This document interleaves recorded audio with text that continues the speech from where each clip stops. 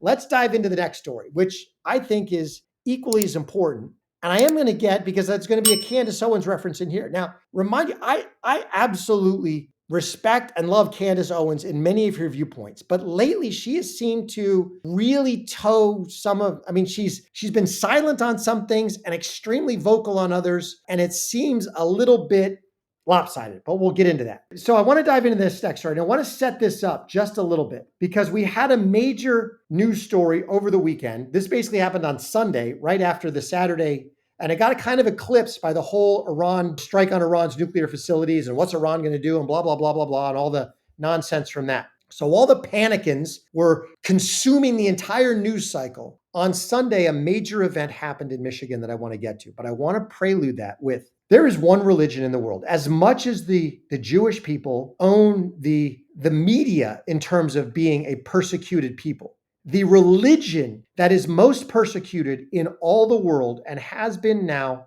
for 2,000 years is Christianity. Christianity around the world is the most persecuted religion by far. Check this out. This is far left Wikipedia. And as if you didn't see the title, this is Persecution of Christians. And we are scrolling at, 5 pages at a clip, and we are now about halfway. And just scroll and scroll and scroll, talking about the persecution of Christians. Now, 2 things happened. This first one was a little earlier, but again, I want to set up something that happened in Michigan. So the first one is, if you didn't see this happened just about a week ago in Nigeria. This young woman, and she's just one of many, was one of 200 victims of a church that was destroyed by Muslims in Nigeria. And again, we don't know why. Why are so many Christians silent on the persecution of other Christians around the world? And I'm not just talking about they get marginalized or they get ridiculed. No, in places like Nigeria, they get murdered by the hundreds, as you see in this article right here. And here's the follow-up to that article from Avi Yamini. 200 Christians slaughtered in their homes overnight in Nigeria. Islamic terrorists stormed Yelvata, beheading them while shouting Allah Akbar. But now this is where I want to get to the Candace Owens reference. For all of Candace, she has been on her podcast screaming about Trump bombing Iran's nuclear facilities, and yet was entirely silent about this. As were many Christians. Don't get me wrong, I'm not singling her out. It's just the fact that she has a huge platform and has been using it for some very specific purposes. But I didn't hear any of this, which this could have been a big deal for getting the word out. We have to, the world needs to know what's going on. But now to get to the big story, which was what happened on Sunday.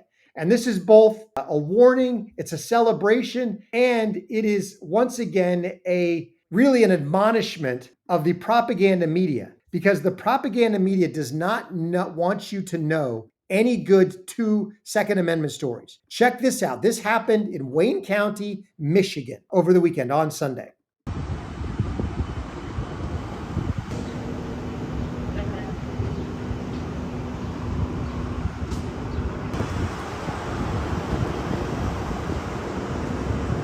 Now, there were lots of competing narratives on this particular event. Some had the speakers driving a truck through the church.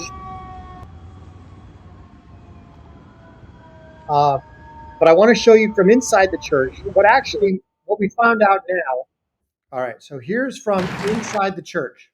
And there's been 2 conflicting stories. One, this was an actual church service, which based on the time, evidently this happened at 11:15, kind of rings true. But this could also, the other report was that there was an early service and that this was then Vacation Bible School. So this was basically all children. Vacation Bible School, for anybody who doesn't know, in Baptist circles, is basically kids showing up, hearing the gospel during Christmas break or during summer break.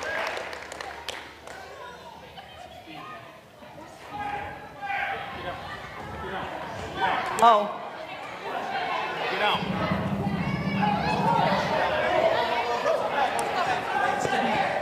Come on, everybody to the back. Please, everybody come to the back. Come to the back. John, they gotta come. They gotta come. Come on. Come on. You can hear her say, everybody come to the back. They got a gun. Out, I don't think is a good idea. Come on here. Okay, so basically what we've got is a shooter entered the church, which again, ostensibly this is Vacation Bible School. So let me pull this up. This was looking to be a very, very dark day, but he was shot fatally by a church security guard. Shoots and kills. Church security guard shoots and kills active shooter after a church deacon ran over the shooter in a Ford F-150 truck. Now, this was the mistaken story that the shooter had driven the truck through the front of the church and started shooting. No, evidently the guy walked in, had multiple weapons. One deacon saw what was transpiring, grabbed his truck, tried to hit him. That's when the other security guard was able to take him out. No one was injured except for the security guard who was shot in the leg. So thank God for an armed security officer in this church who basically protected what could have been hundreds of lives. Senior Pastor Bobby Kelly said a deacon ran the shooter over, giving a security guard time to shoot the armed attacker outside the church. So he was run over by one of our members who saw this happening when he was coming into the church, Kelly said. So this is absolutely amazing. Of course, you will see none of this on the propaganda media. They will report none of this because A, it doesn't fit their narrative. It is the persecution of Christians. B, it's because he was taken out by an armed security guard, proving the effectiveness of the Second Amendment. So this is just absolutely amazing stuff. Thank God this happened. Thank God for his providence in protecting these children and adults and letting this not be an absolute travesty.